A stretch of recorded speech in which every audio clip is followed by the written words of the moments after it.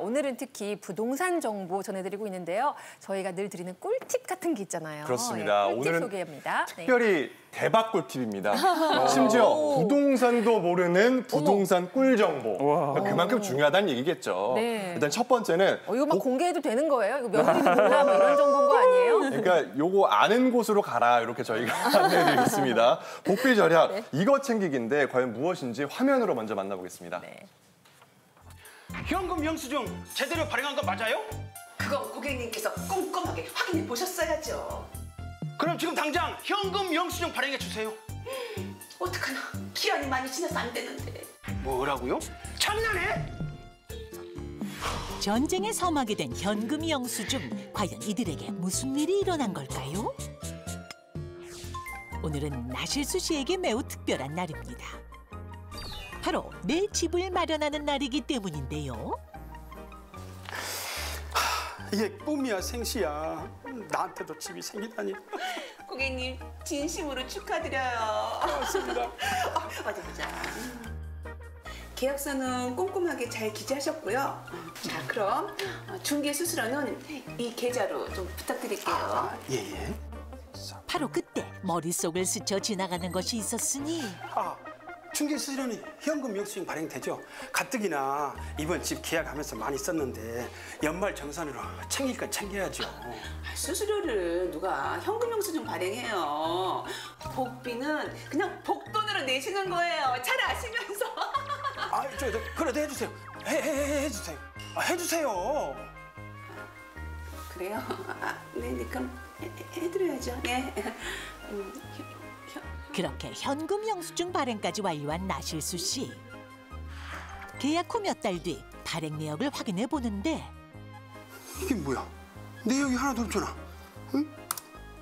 아무리 새로 고침을 해도 텅텅 빈 내역뿐. 결국 부동산을 재방문한 나실수 씨. 사장님! 어머, 어쩐 일이세요? 저번에 나한테 현금 영수증 발행한 거 맞아요? 네, 그때 분명히 발행해 드렸을 텐데요. 확인해 보니까 내역이 없잖아요. 그럴 리가요. 그러니까 고객님께서 그때 꼼꼼하게 확인을 하셨어야죠. 그럼 지금 당장 현금 영수증 발행해 주세요. 어쩌나, 그건 좀 곤란해서요. 지금은 기한이 많이 지나서 안 되거든요. 2달이나 지났는데. 뭐라고요? 장난해 지금? 그러니까 좀 일찍 오시지 그러셨어요. 어떡하나. 현금 영수증을 발행받지 못한 나실수 씨를 위한 해결책 스튜디오에서 공개됩니다. 네, 첫 번째 복비 아끼는 꿀팁은 바로 현금 영수증 챙기기였습니다. 할 수 있는 거였어요? 저 지금까지 계약 여러 번 했는데 저 왜 지금 이거 알았죠? 어머나. 왜 지금 이걸 알았을까요? 이거 현금 영수증을 꼭 챙겨 받았어야 하는 거예요? 네, 맞습니다. 이게 공인중개사 입장에서는요, 이게 발행을 의무사항으로 되어 있거든요. 어머나. 그러다 보니까 발행을 의무사항으로 하셔야 되는데 간혹 가다가 뭐 대부분 그렇지는 않고요. 간혹 가다가 이제 현금 영수증 발행을 안 하시는 분도 계시다라는 점에서 이제 주의를 하셔야 되겠다 말씀드리겠는데, 일단 또 한 가지를 체크를 하셔야 돼요. 현금 영수증을 발행한다 그러면 이분이 그 일반 과세인지 간이 과세인지를 체크를 하셔야 됩니다. 왜 그러냐면 아니 나 현금 영수증 발행해 주세요. 그러면 이런 분이 계세요. 10% 주세요. 이런 분이 있거든요. 네. 그럴 때는요 꼭 사업자 등록증을 확인하셔야 됩니다. 일반 과세인 경우에는 10%가 맞죠. 근데 이분이 간이 과세인 경우 같은 경우는 3%만 내면 되거든요. 그렇기 때문에 일단은 그 공인중개사 분의 사업자 등록증을 한번 확인하셔라라고 말씀을 드리겠고, 그럼에도 불구하고 이제는 뭐 아까 우리가 자료 화면에도 봤듯이 발급했다고 했는데 막상 내가 현금 영수증 사이트 들어와 봤더니 안 돼 있는 거예요. 그럴 경우도 있거든요. 네. 그렇기 때문에 꼭 한번 확인하시라. 어디 가신다? 홈택스 들어가셔갖고요. 내 이름으로 현금 영수증 발행이 됐는지 확인하시고요. 만약에 발행이 안 됐다. 그러면 이제 공인중개사한테 다시 가서 얘기를 하든지, 아니면 홈택스 안에서도 내가 자진 신고할 수도 있습니다. 그렇기 때문에 이러한 제도를 활용하시는 거 또 권유드리겠습니다. 홈택스. 이것만 알아둬도 좀 있어 보일 것 같아. 계약할 때 그러니까요. 현금 영수증 해주세요 했더니 10% 내셔야 해요. 사업자 영수증 좀 보여주실 수 있으신가요? 어머나. 그러면은 그쪽에서도 이렇게 가볍게 보지 못할 거. 그러니까 원래 이런 거 잘 안 해요 하면 한마디 하는 거죠. 무엇이든 물어보세요. 보셨죠? 거기 그렇게 나오더라고요. 하면 꼼짝 못 하는 거예요. 알아두면 힘이 된다니까요. 네, 대박 정보인데 네. 이 현금 영수증이 절세로 돌려받는 거잖아요. 네. 이거 외에 그 자리에서 바로 받을 수 있는 혜택은 또 없을까요? 네, 있습니다. 일단은 현금 영수증 발행해달라고 요청하는 것 자체가 조금 부담스러울 수 있잖아요.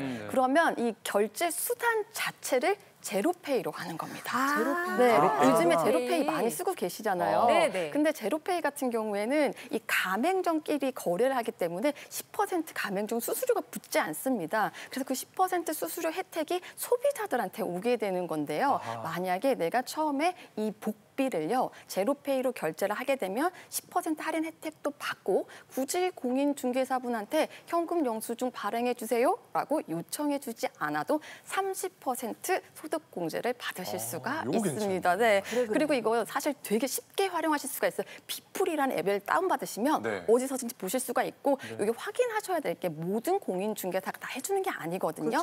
어떤 데가 해당되는지를 이 비풀 앱을 통해서 지도만 보면 가맹점을 확인하실 수가 있습니다.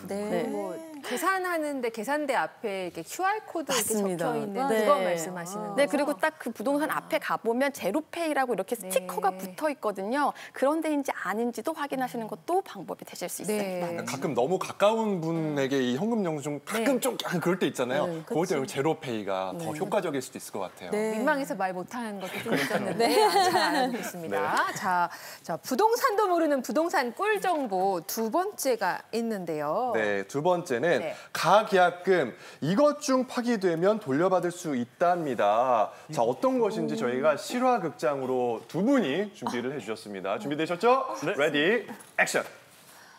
세상에 이 집은 몇 평이야. 볕 잘 드는 거실에 화장실도 2개고 어머 드넓은 안방.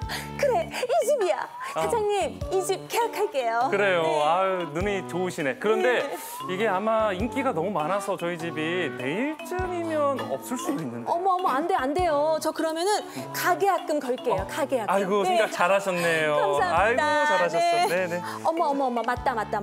제가 깜빡하고 말씀을 못 드렸는데 네. 저희가 전세 보증금이 살짝 모자라서 전세자금 대출을 좀 받아야 돼요. 전세자금 네. 대출. 하하, 저는 동의 못 하겠는데요, 아줌마. 어머. 뭐라고요? 저는 동의 못 하겠는데요, 아줌마. 아줌마? 네. 어머나 세상에 이거 텔세 전환되는 거 봐라. 그러면은 가계약금 돌려주세요. 가계약금? 돌려주세요. 그것도 안 되겠는데요, 아줌마. 미리 고지를 안 하신 아줌마 잘못이니까 이 가계약금은 제 겁니다. 아니 무슨 말씀이세요? 돌려줘요. 안 돼요. 아, 네네. 실화극장 준비를 해봤는데 어떻게 보시면서 답을 좀 찾으셨나 궁금해요. 어떠셨어요? 그냥 너무 안타까웠을 뿐이에요. 왜 안 주는 거야? 좋은 집 나오면 빨리 막 가계약을 해야 안 뺏기거든요. 그러니까 저도 막 바로 쫓아가가지고 가계약했던 기억이 나더라고요. 그래서 두 번째 꿀팁 바로 이겁니다. 가계약금. 조건 협상 중 파기가 되면 돌려받을 수 있다예요. 어머. 그렇군요. 아니 전세 가계약을 한 상태에서 이제 전세자금 대출 받아야 된다는 얘기를 이제 바로 못 해가지고 조건 협상 중에 이제 얘기하게 돼서 안 되면은 못 돌려받는 줄 알았거든요. 네. 그래서 그냥 계약 진행하고 이런 경우들도 맞아요. 있었는데 이게 가능해요? 네, 가계약금 돌려받을 수 있습니다. 아하. 네, 금방 보신 경우는요, 전세금을 얼마로 할지, 그리고 이 전세금을 뭐 계약금 중도금으로 해서 어떤 스케줄로 지급할지, 그러니까 계약의 중요한 내용이 전혀 결정이 안 된 상태였죠. 이런 경우라면 단순 변심에 의하더라도 가계약금을 돌려받을 수가 있습니다. 근데 그런 반면에 만약에 중요한 내용이 다 정해졌다. 그러면 명칭이 가계약금이더라도 그리고 말로만 계약을 주고받았다고 하더라도 단순 변심으로 계약을 해지하기 위해서는 계약금을 포기를 해야 돼요. 근데 이때는 계약금이 기준이기 때문에 가계약금이 그것보다도 못하게 지급이 됐으면 더 내고 계약을 해지할 수가 있습니다. 뭐 예를 들어서 집에 누수가 심하다든지 하자가 뭐 누가 봐도 명백히 심하면 이럴 때도 돌려받을 수 있나요? 그렇죠. 임대차 목적을 달성하지 못할 정도로 심각한 하자가 있다. 그러면 계약 해지하고 준돈이 있으면 다 돌려받을 수 있고요. 손해배상까지도 받을 수가 있습니다. 네.